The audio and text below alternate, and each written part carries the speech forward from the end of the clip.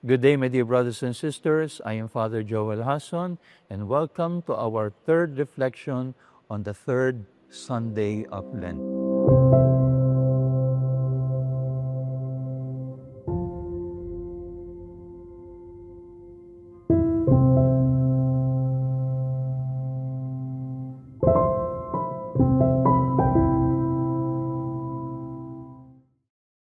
On this third Sunday of Lent, our gospel parable brings us to Luke chapter 13, where Jesus brings us the beautiful parable of the fig tree. According to the gospel, there was a man who planted a fig tree in his orchard, and when he came in search of fruit on it, but found none, he said to the gardener, "Cut it down." Nung makita nung may-ari na walang bunga yung kanyang puno, gusto niya na itong putulin. Pero ang sabi ng tagapangalaga, ingatan po muna natin and let us wait for it to bear fruit. Now, what is the point of the parable? That every tree we expect to bear fruit. Ang bawat puno ay inaasahan natin na magkaroon ng bunga. Today's gospel is an invitation for us to fruitfulness and not only productivity. I repeat, the gospel calls us to fruitfulness, not only productivity. Father, ano ba yung pagkakaiba ng fruitfulness at productivity? Productivity is simply nagkakaroon ka ng maraming mga produkto, marami kang na-accomplish. Sa buhay natin, pwedeng mangyari yan. Alam nyo, I remember right now, a man, a businessman to whom I was talking. He was very rich, he was very accomplished in his business. Pero nung kinakausap ko siya, sabi niya sa akin, I cannot forget it. Father, sa mata ng mundo, I am very successful. Pero alam niyo, meron akong regret sa buhay ko.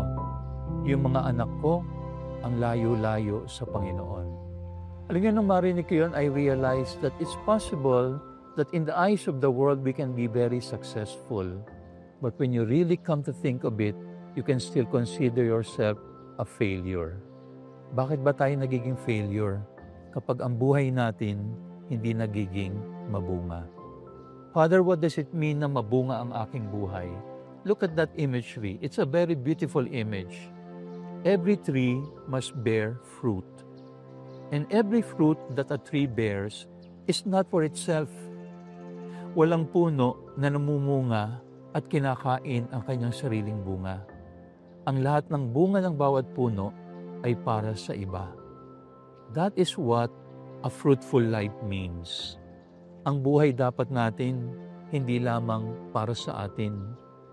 Nakikita natin at nasusukat natin ang ating buhay kapag masasabi natin that I have lived a life that is also for others.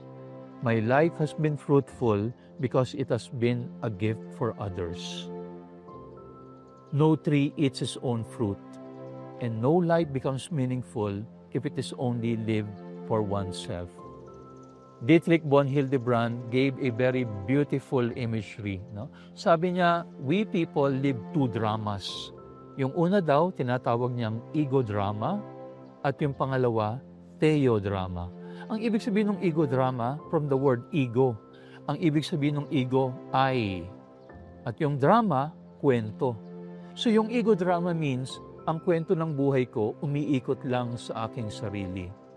That is possible, that our life is marked by an ego drama. The ego drama is the story written, directed, and produced, and starring me. Sa akin lang umiikot ang aking buhay. Ano yung theodrama? Theo means God. This is the story written, produced, directed by God, and each one of us is given a role to play. My dear friends, ngayong panahon ng Kwaresma, tuklasin natin ano ba yung theodrama na inilalabas sa akin ng Panginoon. Baka ang buhay ko umiikot lang sa aking sarili. Subukan kong maging isang puno na nagiging mabunga, hindi lamang para sa aking sarili, kung hindi para sa iba.